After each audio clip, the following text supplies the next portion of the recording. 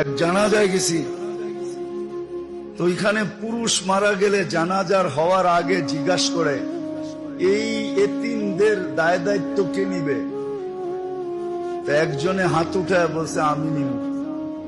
তো আমি ওরে চিনি, তো না জানাজার পরে বললাম যে তুই যে দায় দায়িত্ব নিলি এতিমদের, তুই তো নিজেই গরিব।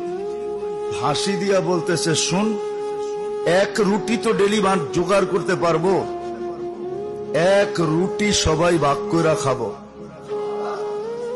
আর আমারে বলতেছে তুই আলেম মুফতি হইলি কোত্থেকা, তোরে সার্টিফিকেট দিছে কে?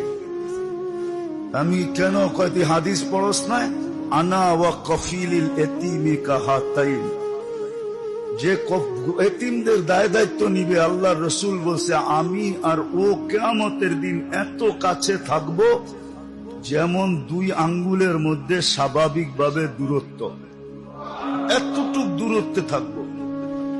আমি এই সুযোগ ছাড়বো তো ছাড়বো কেন? এক রুটি ভাগ করে খাবো। মনে হয় কিছুই বোঝেন নাই। এটা হলো দিনদারির রং, দিনের রং, দিনের। আমাকে দেশে তো চিন্তা করবো এতিম কিছু আসেনি, দেখো এটা খাওয়া যায় কেমনে, ঠিক না? কিছু রাইখা গেছেনি, আছেনি, এটা খাওয়া যায় কেমনে দেখো। লাউয়ের আগাও খামু, ডোগাও খামু, পরে ডুগডুগি বানামো। আমাদের দেশে তো এটা চিন্তা করে। ও তো গরিব আফ্রিকা, আমারে তো মাতাল বানায় দিছে। আমি যখন ওরে জিজ্ঞাসা করে বেউকুব হয়ে গেছি গা, যে বেটা তুই হাত উঠেলি কি জন্য? তুই তো নিজেই গরিব, এক রুটি ভাগ করে খামো। যেদিন থাকবে না আমরাও না খায়া থাকবো, ওরাও না খায়া থাকবে। কিন্তু আমি এত বড় সুযোগ ছাড়বো কেন?